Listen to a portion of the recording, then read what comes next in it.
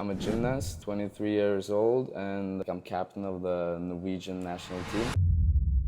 Both my parents are former gymnasts, so it was like a natural way for me. What did winning this competition mean the most to you? Like, it gave me motivation to I want to do this again, and I want to win, and I want to beat the other guys. Yeah. You became the first Norwegian gymnast to win a Olympic-related medal. Basically achieved your dream at 16. I think the Olympics has always been in the back of my mind. March 2024, you're in your best shape. It's the Olympic qualification. But in one split second, the dream is gone. In the first vault, I heard this insanely high crack. I step on my right foot. I'm just falling on the side. I'm like, am I ever gonna walk again? Yeah, Jakob, first of all, really nice to have you here. It's nice to be here. And today we're gonna go through your journey behind all the gymnastics, all the achievements that you've been having throughout your career. And I want to jump straight back into your childhood, where it all started. Yeah. Can you tell me a little bit about where it all started for you? It started in Nittedal. It's like half an hour north of Oslo, where I grew up with my parents and my sister. And both my parents are former gymnasts. So it was like a natural way for me. Yeah. Or I don't feel like I've started gymnastics, because I often get the question, when did you start gymnastics? And for me, I feel like I never started because I just grew up in the gym. Yeah. Um, And what was your parents' position in the gymnastics? they were just like coaches for me and my sister and the small kids, so not like high up. Yeah. Just for fun, Yeah. pretty much. And then, so I had my dad as a coach until I was 9, I think. So when I was 9, I made the move to Oslo Gymnastics to become better, pretty much. And then I got my coach, which I still have today. Okay. Yeah, so that was the start of the gymnastics. Yeah. And how was it having your parents doing gymnastics from the beginning? You said that it was very natural to start doing gymnastics. Did you do any other sports besides that, or was it straight away gymnastics for you? No, I did. They put me in everything, so I've done soccer, skiing. When you're from Nittedal, skiing is optional, Yeah. so you have to. Yeah.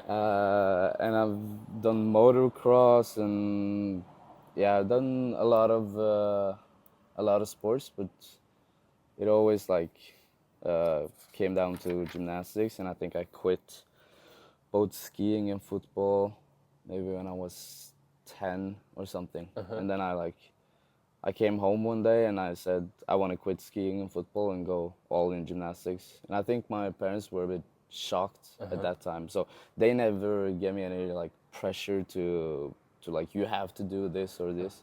So And if you go back a little bit, so in your early years, and I understand you might not remember everything, but how would you describe yourself as a kid? Obviously, you were very active, doing a lot of different sports, but yeah, tell us. yeah, I was really active, and I think I was a energetic child, and always had the energy and wanted to be active. So I think that was really nice to get a couple hours in the gym to let loose of all the energy. Yeah. But I also was a social child, and I liked hanging around with friends. But as soon as I got older and older, it was more sports and less friends, because gymnastics and every other sports takes time, and you have to put in the effort. So that was a bit challenging. Maybe not was when I was super little, but when I grew older. Yeah. Because you have to make sacrifice, but I wouldn't call it sacrifice, because you get so much back from doing sports. So, but yeah, sometimes it feels like that when all the other kids are going to like hang out after school, but you have to go straight to practice. Yeah. So you mentioned that when you got a bit older, around 9, 10 years old, you decided to go 100%, or you preferred continuing with gymnastics and quitting the other sports. Yeah, because like they also had practice, and I think at that time we maybe had practice 5 times a week at least. So then I had to choose something. So then I chose gymnastics. And what would you say was the reason for that you chose gymnastics and not one of the other sports? I think mainly because I was good at it, but also because of the environment we had in the gym. Like early on, it was super like mutual. Everybody wanted to be good and improve, and we had a big group of like-minded people, Yeah. and some of the boys I'm still doing gymnastics with today. So Yeah. it's, I think a lot of it is the people. Yeah, the people behind it. And so was that the same feeling you had when you were before you moved to Oslo? In your environment in, was it Gjelleråsen? Yeah, no, it was not the same. It wasn't like it was. It's a long time ago, but I think it was more like a hobby or like just doing a sport. But in Oslo, it was more like serious, and Okay. we are here to get good at this sport. Was it so that you came to Oslo before you decided to quit the other sports? Or was that a mutual I decision around think a similar no. time? I think I came to Oslo first, and then I like realized, okay, this is more serious, Okay. and also my coaches expect me to like show up at practice every day. And when I had ski and football, I wasn't able to. So I think he was also a bit happy that I quit ski and football. Yeah, yeah, yeah. So what was it about the environment that you got there in Oslo that meant so much to you at that point? It it was the boys, and also the facilities were so good, and there's like probably one of the best gymnastics halls in Norway, and yeah, as I said, the people, the boys, and the coaches, and like everyone wanted to be best. Yeah. And yeah, that's it. The people and the coaches. Yeah. And I'm thinking, because it's quite interesting, at this point you're around 10 years old, Yeah. and you're already making the commitments to move to another club. I guess you had people around you in the old club as well. Yeah. How was it making those changes? Just if we talk about the environment Yeah. first, was there any switch there already there? I actually changed club with one of the guys I did gymnastics with in Gjelleråsen. So it was like two guys making that transfer, and both of us ended up like being good at he has quit it now, but we were like maybe a bit better than the other boys at Gjelleråsen, and wanted to take it more serious. And also, I think also my dad, which I had as coach, was like almost happy to like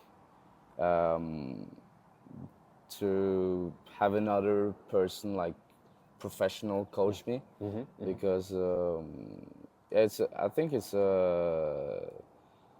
maybe it would have been hard for him to like keep doing that. To keep coaching you? Yeah. Yeah. And how was, I mean, at this point you were still very young, and can't imagine, I mean, my background is from tennis, and I know in gymnastics you start going serious at a very young age. Like starting like 9, 10, going serious is old compared to like other countries. So Yeah. then you're already a couple steps behind. Yeah. But how did that just at that point feel natural to you? Yeah, I think so. I think it was all just natural, and I never felt any pressure to like choose this or choose that or go serious. It's just, I think I just followed what I wanted to do. Yeah. And yeah. And that felt good to you. Yeah. Yeah.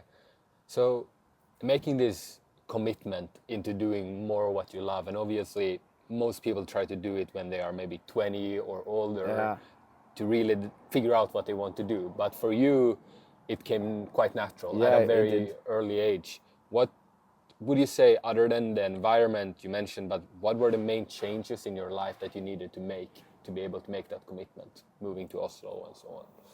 So I still lived in Nittedal. So the biggest change was the travel, because at that point I was like in what's it called, barneskolen, Yeah, um, elementary school. elementary school. Yeah. Yeah. So at this point I was lucky because my parents drove a lot of the time and they always picked me up. But I also started like taking the train down to Oslo by myself in elementary school. And I remember getting a lot of looks on the train because like I was a small kid as well. Yeah. And then I was young, so like going on the train all by myself, and so that was the biggest like change, because the local club was a bit closer, and my dad was the coach, so he always needed to be there. Yeah. But my parents were really supportive, and they always like picked me up, so I didn't have to take the Yeah. train back home. But it was from early on. It was long days. Yeah. How many hours of practice was it already? I mean, you made that commitment at 10, like at 11, 12 years old. Like, what did that take? I think I think maybe like at that point we probably trained uh, 15 plus hours a week. I think we probably had like 3 hours sessions at least 5 times a week. And the trains from Nittedal, for people who don't know, Yeah. like how far is that one way each? It's the train is fast, so it's only like half an hour, and then Half an hour still, yeah, and as then a I have to walk like 15, 20 minutes. and then 15 hours practice per week. Yeah. And in the train, getting strange people looking at you, wondering what the fuck is this guy Yeah, what's doing? this kid doing on the train all by himself? But all this felt natural somehow for you. Yeah, except one time when I forgot to go off the train and I ended up in the um, in the city center, Yeah. which I've never been. Yeah. So I was like calling my mom because I think I was on my phone like, Yeah. playing a game or something, and I forgot to Go. go off the station I was supposed to. Yeah. And I like this little kid like all by himself down in the city center. Like, so I called my mom, and then she like taught me how to get to the metro, and then I had to take the metro through the to the gym. Yeah. Yeah. But other than that, it was quite natural. Yeah. And again, so all these changes, also like quitting all the other sports and so on. What about friends in school? What about the other parents? Was there any people that reacted, or I don't think many people reacted, or it was like I was like the gymnast from early on, and I think well, there were a couple times where I couldn't like join like social events or something like that, but I think a lot of people like respected it, and I never got any like bad vibes from someone because of doing it. It was more like sometimes hard for me because I couldn't like join all the social activities that the other kids were doing. But I tried my best to combine it, and I think it went like, as good as it could be. okay? So 3 years goes by. You've been sacrificing. You've been truly committing 100% to the gymnastics, and you have maybe one of your biggest achievements so far in the Nordics Yeah. Championships. Yeah. Can you tell me a little bit about that? Yeah, it was. I think I was 13, and then I got selected for my first like competition for Norway. So we went to Iceland, and it's like we get all this merch in Yeah. Norway, and Yeah. and then we arrive at the Nordic Championships, and like I don't think Norway. We was definitely not the favorites, and I think me or any of the boys weren't expecting any results. We were just like happy to be competing for Yeah. Norway and in another country and everything. And then from the first second of the competition, it was like a really good supportiveness, and we were like by far the country with the best like what's it called, best supportiveness amongst us, and we did really well, and then ended up like barely winning over Sweden. Yeah. So that was like and they were, I think they were the favorite because they were so like pissed Yeah. from, I think they've like always won this competition. Yeah. And that was like a really, I think for me and some of the other boys as well, like a really huge step, and like it gave a lot of motivation. Mm. Okay. So that was really cool. Yeah. What was the most fun about it?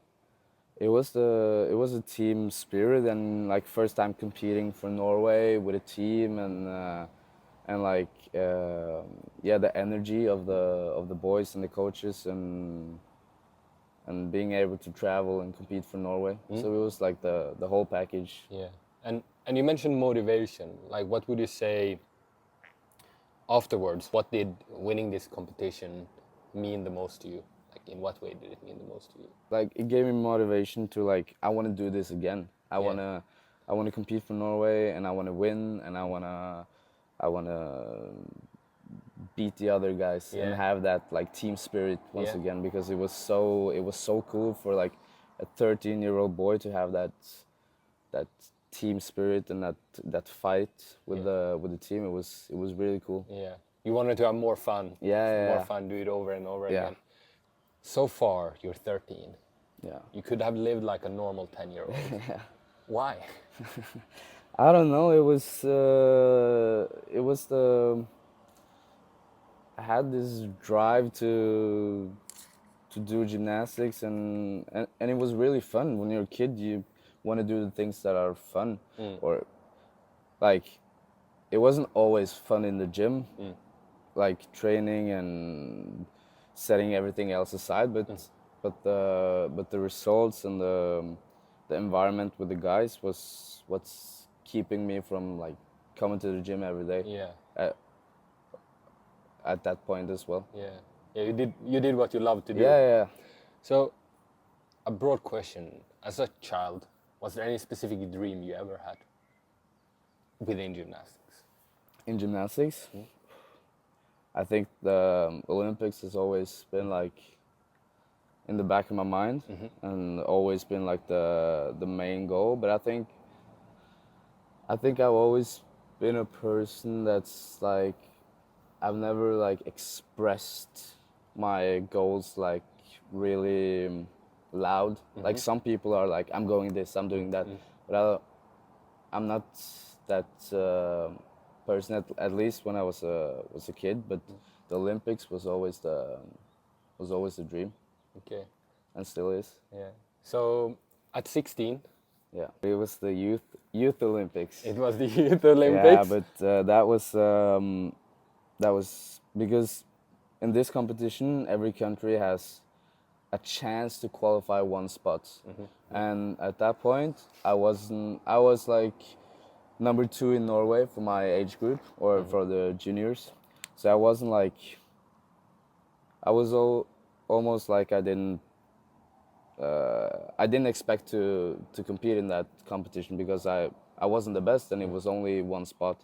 But that year I had a really good year, and we went to the Youth Olympic qualification, and then I qualified a spot for Norway, but it's still the federation's task to like select who's going, and then.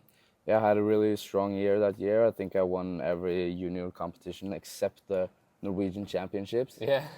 And then, but also the other guy who was the number 1 guy, he didn't compete as good as me, but I knew, and I think everybody else knew that he maybe had a higher potential. So I, even at that point, I wasn't like expecting to be sent to that competition, and then I ended up being selected. I was like over the moon, and I took the whole competition as a like an experience, and I felt like I already won because I was able to go to Argentina and compete in the Youth Olympics there. But I had like a small hope for like a rings final because that's my strongest event, or was. And then I was like 0.05 or something from the rings final. Was really gutted about being like the first reserve to the final.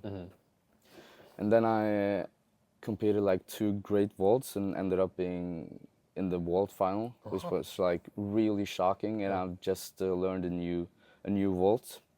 So then I had like a final in the Youth Olympics, and again, I took it all as like a experience and just tried to enjoy the moment. And then the final came, and I did a really good first vault. It was the new tricks that I've just put in competition. I think it was the second competition I competed that in, so it was really new. And then my second vault, I stuck it like a perfect landing. Yeah. And I was like, yeah, really happy. But even at that point, I didn't expect any medals because, yeah, I haven't even thought about it. And then like, they have this like on the big screen, they have like the scores coming up, and like the next score like, so it was really like visibly to watch. And then I like keep like staying in second place. Yeah. And I'm like, there's one guy from Argentina who's he was injured, but he wanted to compete. It was his home crowd and everything. And then he was like pulling out from the competition. And then it was like, wait, I'm in second now, and there's one guy left. And I'm like, what? And then I look at my coach, and he has like tears in his eyes, and I'm like, no way. I've got a medal in the Youth Olympics. The last guy beat me, but I didn't care. It was a medal either way. So that was like so unexpected and so cool. Well, what was your reaction at that point? I think I tried to not cry, but I think I had to let loose a couple tears. And it was like so shocking. I didn't know, because from my point of view, many of the other guys were better than me. But I like executed both my vaults almost perfect. But it was like, yeah, just shocking and happy, and I didn't know what to do. So also we were traveling with Olympiatoppen. So we get like we compete in like the federation clothes, but then they they always said like on the meetings and everything that when you're on the podium you have to use like Olympiatoppen tracksuit and everything. And I'm like, yeah, sure. I'm not going on the podium in the Youth Olympics. So then the physio from Olympiatoppen is coming down, and she's like, do you have the Olympiatoppen jacket? And I'm like, oh shit, no, because I wasn't even thinking about a medal. So I haven't prepared anything. So I'm on the podium. I'm standing like in a woman's jacket that I had to borrow from her. So that like shows my expectation, or like I just wanted to have fun and enjoy the moment. I find that so fascinating how when we take the expectations away and do things because we love them, even if we do something that we love, we sometimes can put very high expectations on ourselves, and often that can put the performance down. But every time, I mean, when you won both these medals at 13 and 16, you've been there to have fun. Yeah, definitely. And it's like, yeah, you just do what you love. And then all the hard work is like supporting you in the journey. And how winning this medal, how did you react to that afterwards? Were you full of motivation, or No, actually, I like had a huge dip in the motivation later on, and like I think maybe a couple months, maybe like half a year, I had like so little motivation in the gym, and I think looking back at it now, I think maybe that I felt that there's nothing that's gonna like overcome this medal or this performance. So I think like maybe I felt some way like yeah, like not finished, but like what's the point of doing gymnastics if I can't like become better or have a better result? And I felt like I'm never going to have a better result than that. So the like couple months, maybe yeah, maybe like 6 months later, I had like a huge. I was at a low point in my Yeah. gymnastics career and was not training any good. Was Yeah. just showing up at practice and not doing anything. Yeah. But then slowly my motivation came back after yeah half a year. Would you say that after you won this medal that you got more, since you before only have focused on having fun and being with the team and being with the people, that you kind of lost that a little bit and started focusing on the results more? Yeah, maybe it was like more of like a result focus and like what's the only thing that can like be a better result than this is like the Olympics. Yeah. And Yeah. that's like far away Yeah. when I was like 16, 17. Yeah. So Yeah. yeah, maybe it was more like I shifted to a result focused. So I remember like not going to national camp, and yeah, I was struggling really hard with the motivation and training at that point. And how would you say that you found the joy back into it, the motivation or fun? What was that Actually, situation like? I don't remember, but I think it was just taking a step back and like focusing on what I wanted to do at practice, like find, because in gymnastics we have 6 separators, and I think I had a talk with my coach, and we was like, okay, we're not putting any pressure, we just do what you want to do, and then you can have fun at practice and do what you like, and then the things you don't want to do, we're not doing it right now. And then like I think that maybe slowly build my motivation up again, because then I came to practice and it was something fun rather than just doing what I didn't want to do at that point. I mean, at some point, or mostly in sports, you have to do what you don't want to do. But at that point, I think that was the right thing to do, to like take a step back and then just try to get that motivation back. Yeah. Would you say that this period of time where you needed to find the joy again and what you thought was fun within gymnastics, that made it clear for you what your purpose is, in a way? Oof, that's a hard question. I don't I don't really know. Maybe uh, because, or I don't really know. No, It's that's fine. it's a hard question. It is a deep question. But I don't think I like maybe find my purpose at that point. No, I don't think so. No, that's fine. That's fine. So, 5 years ago, approximately, you graduated high school, Yeah, entering adult life, yeah, having different paths to choose between. Some Yeah. maybe quit gymnastics, some go study. You can go to college in the US. yeah. You can do all bunch of different things, maybe different expectations from the parents. Did you ever consider leaving gymnastics for a safer path? No. It was no. It was that was not in the any options Yeah. at that point. Uh-huh. But I started to study because I thought that if I had like a reduced progression on the study, I could do both. So I started studying. I think I did it for like a year, 1.5 years, besides gymnastics. But then I was like, okay, this takes away from me giving 100% to the gymnastics, and I'm not really focusing on the studies because I want to do gymnastics. So then I quit the studies and just went full on with the gymnastics. Going full on gymnastics after trying to study for a bit, and entering the adult life, maybe you moved out of home. Yeah, I did. Financially, I know with gymnastics it's not the most profitable sport. Yeah. Were there changes in your free time or other sacrifices or things that you need to put your time on to be able to make it possible financially? Well, I've always been really lucky and grateful for my family, so I got the support that I needed from them.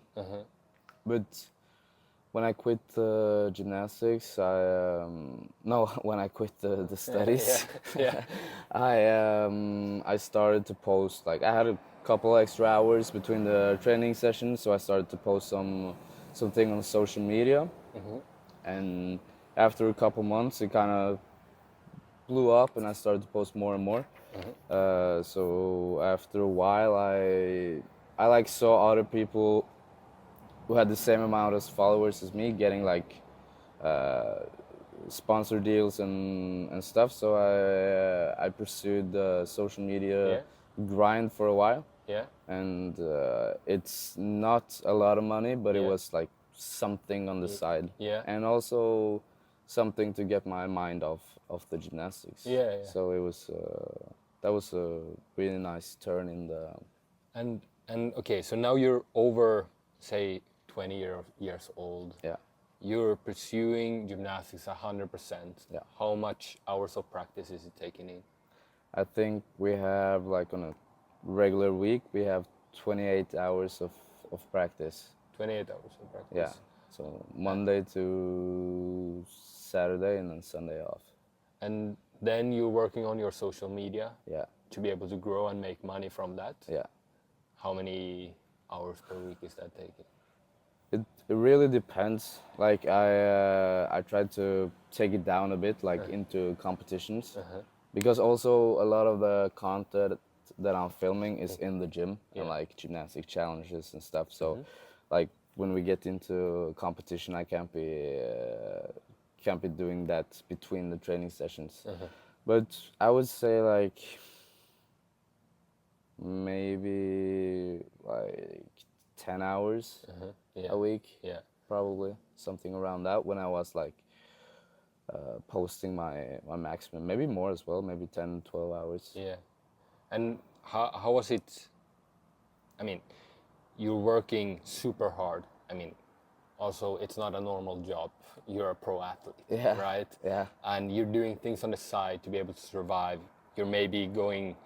You mentioned you had support from your parents, but it's maybe not the most luxurious financial situation. No, it's not. Pushing through this, was there any moments in this situation where it's like, fuck, this is too much? Or was it always the fun in the background making Yeah, it easy for you? it was that's the this is too much, and oh, is it really worth it? Those thoughts come in all the time. It's like I think the motivation goes like really up and down, but it kind of always came back, and the ups and downs were like really close, and like but yeah, it's definitely like coming to my mind a lot, like is this really worth it, and stuff like that. But in the end it always felt like it was worth it, and I looking back I'm not regretting anything other than training bad for like the half year after the Youth Olympics. I wish I trained good at that point, but other than that, there's not like I don't have regret for like choosing gymnastics or sticking with it. No. And you mentioned so the motivation always goes up and down, but discipline is really what needs to be, what Yeah. has been your key to discipline? It's really all in my coach and my teammates. Like I could never ever have been on this journey or this training grind without either my coach or my teammates, because that's what's keeping me from going to the gym. And on those days where like the body or the mind isn't like fully turned on, or like I'm not really wanting to go, it's like them that's keeping me from staying at home, and them that's getting me to go to the gym and still try my best. Yeah. 1 year ago now, a little bit more than 1 year ago, Yeah, March 2024, yeah, you're in your best shape yeah, so definitely. far in your career. It's the Olympic qualification. Yeah, You're so close to be yeah, able to be where your real dream is at, yeah, even if you can say you achieved it at 16 yeah, somehow, semi, yeah, and you're there, but in one split second, the dream is gone. What yeah. happened? So it was like the last Olympic qualifications. It's consists of like 4 different World Cups, and it's like the 2 best getting a spot. So I started like really well. I was in Egypt on the first one, and I was in second place. So at that point, I was like in the Olympic spot. And then skipping forward to the third and the second to last one, I was like, at that point, I was like, yeah, in the best shape of my life. I've never been that in that kind of shape, and both physical and mentally. And I was really prepared, and everything was going. I was like having a really good time, and everything was going perfect. And then I compete, and then in the first vault, I do it. It's like the vault is perfect. It's nothing wrong with the vault. It's maybe one of the best I've done. And when I land, I heard this like insanely high crack, like it's so loud. And then I like try to step to the side, because we always do that in gymnastics. And then when I like step on my right foot, I'm just falling on the side, and then I'm like laying on the ground, like holding my leg up like this, and my leg is like 90 degrees to the side, and it's like it's all jelly. So then I'm like, shit, there goes the Olympic. I think that was maybe my first thought, like, shit, that was that Olympic dream. And my second thought, like looking at the leg, I'm like, am I ever gonna walk again? Because it was like, it looked so bad. So yeah, that was a turn of events in Yeah. like a split second. And in this second, or in this moment afterwards, how did you accept it? Well, I think like there's not much you can do about it. Like I did everything I could, and the vault was good. I was just a little bit unlucky, and also like um after I'm getting back to Norway and like starting my rehab and everything, I think the fact that I did so well on the previous World Cups, and like being number 2 in the first one in the Olympic qualification, and like in the finals, and like being able to compete with the best vaulters or the best gymnasts in the world, gave me like really good motivation. And I think maybe if it had happened in the first one, I think the situation would have been different, because like I proved to myself, and I proved to the other gymnasts and coaches and trainers in Norway that like I'm able to compete with the best in the world, and that gave me like motivation to come back and show that again. 6 months later, you're back. Yeah, yeah, There's a, okay. So 6 months later, you're back competing yeah, after an amazing comeback yeah. journey. What did that journey look like? Oh, it was hard. It was really, but somehow, I don't know why, but I had the really strong motivation to do the rehab, and I was like trying to do everything as best or as right and as fast as possible. And luckily, with this type of injury, like broken bones, it's not like dangerous to like put pressure on it, and it's just like the pain that's like keeping me from walking and everything. So I think I walked like 4 weeks later without the crutches for the first time, and that's like crazy fast. And I also did like everything I could. I was in the gym at least once a day, like after 1 or 2 weeks after the injury. But I only competed rings, but I did like a regular dismount and everything.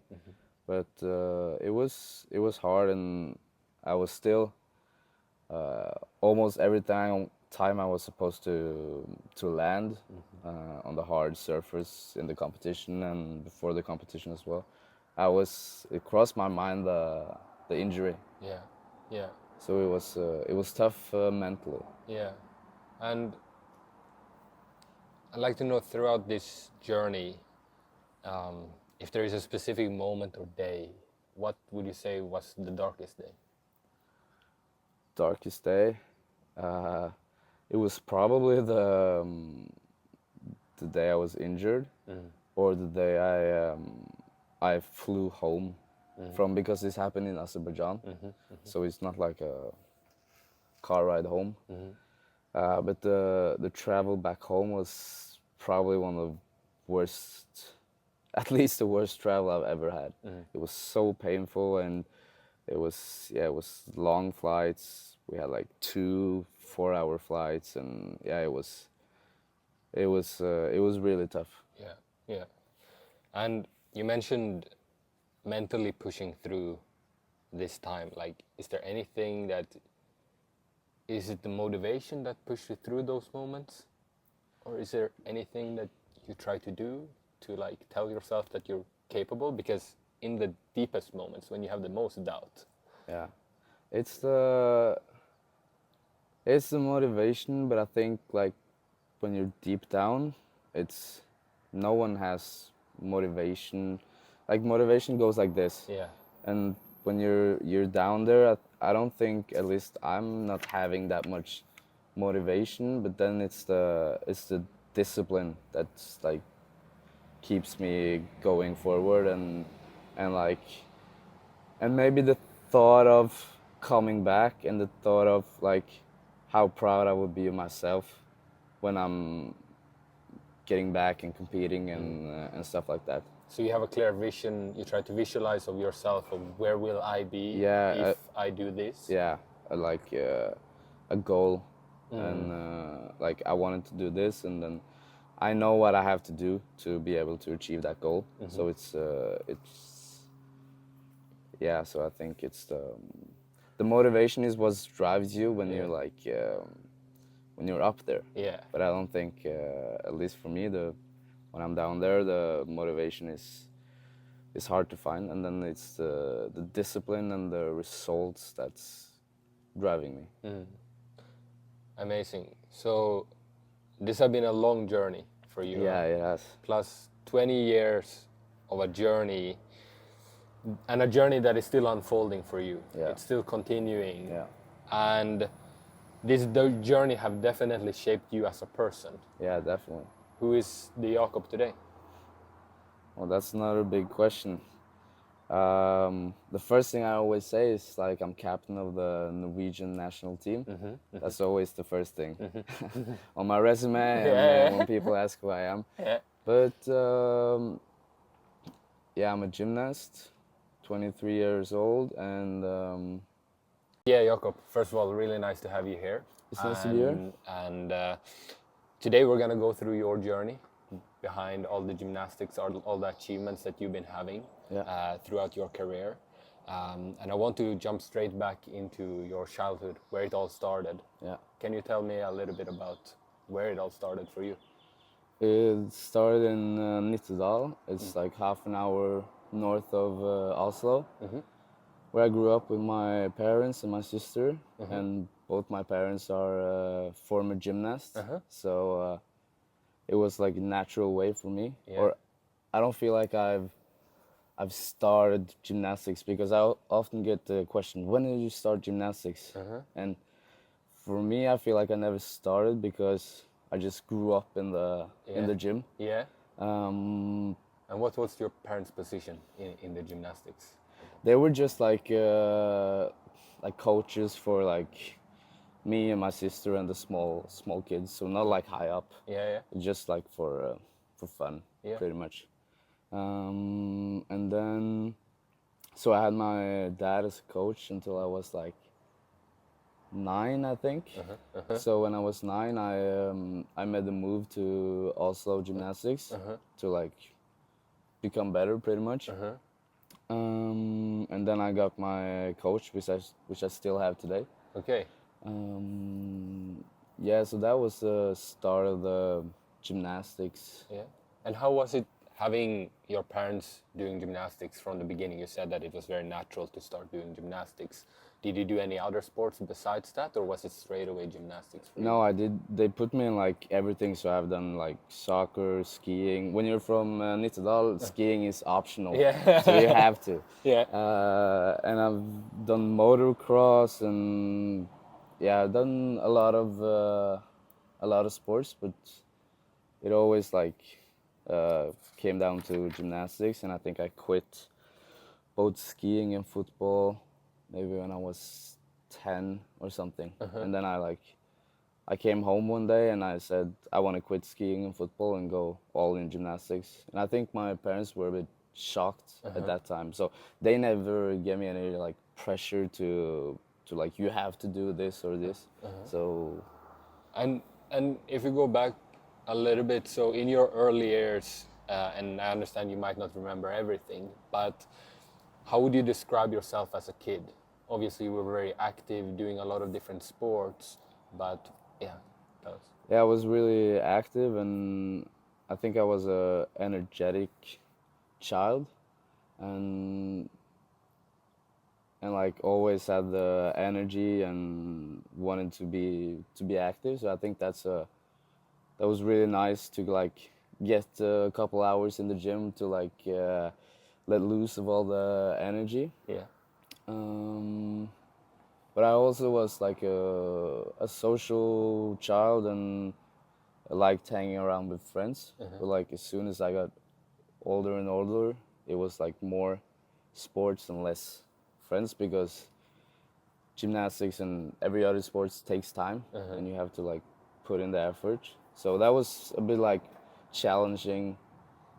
Maybe not was when I was super little, but when I grew older, Yeah. because you have to make yeah, you have to make sacrifice. But I wouldn't call it sacrifice, because you get so much back from doing sports. So, but yeah, sometimes it feels like that when all the other kids are going to like hang out after school, but you have to go straight to practice. Yeah. So you mentioned that when you got a bit older, around 9, 10 years old, you decided to go 100%, or you preferred continuing with gymnastics and quitting the other sports. Yeah, because like they also had practice, and I think at that time we maybe had practice 5 times a week at least. So then I had to choose something. So then I chose gymnastics. And what would you say was the reason for that you chose gymnastics and not one of the other sports? I think mainly because I was good at it, but also because of the environment we had in the gym. Like early on, it was super like mutual. Everybody wanted to be good and improve, and we had a big group of like-minded people, Yeah. and some of the boys I'm still doing gymnastics with today. So Yeah. it's, I think a lot of it is the people. Yeah, the people behind it. And so was that the same feeling you had when you were before you moved to Oslo? in your environment in, was it Gjelleråsen? Yeah, no, it was not the same. It wasn't like it was. It's a long time ago, but I think it was more like a hobby or like just doing a sport. But in Oslo, it was more like serious, and Okay. we are here to get good at this sport. Was it so that you came to Oslo before you decided to quit the other sports? Or was that a mutual I decision think around a similar no, time? I think I came to Oslo first, and then I like realized, okay, this is more serious, and Okay. and also my coach expect me to like show up at practice every day, and when I had ski and football, I wasn't able to. So I think he was also a bit happy that I quit ski and football. Yeah, yeah, yeah. So what was it about the environment that you got there in Oslo that meant so much to you at that point? it it was the boys, and also the facilities were so good, and there's like probably one of the best gymnastics halls in Norway, and yeah, as I said, the people, the boys, and the coaches, and like everyone wanted to be best. Yeah. And yeah, that's it. The people and the coaches. Yeah. And I'm thinking, because it's quite interesting, at this point you're around 10 years old, Yeah. and you're already making the commitments to move to another club. I guess you had people around you in the old club as well. Yeah. How was it making those changes? Just if we talk about the environment first, was there any switch there already there? I actually changed club with one of the guys I did gymnastics with in Gjelleråsen. So it was like two guys making that transfer, and both of us ended up like being good at he has quit it now, but we were like maybe a bit better than the other boys at Gjelleråsen, and wanted to take it more serious. And also, It's I think also discovered in the my journey dad, to, which to I our had as listeners. coach, So commitment was potential like isn't to found your in dream. avoiding discomfort. almost happy to like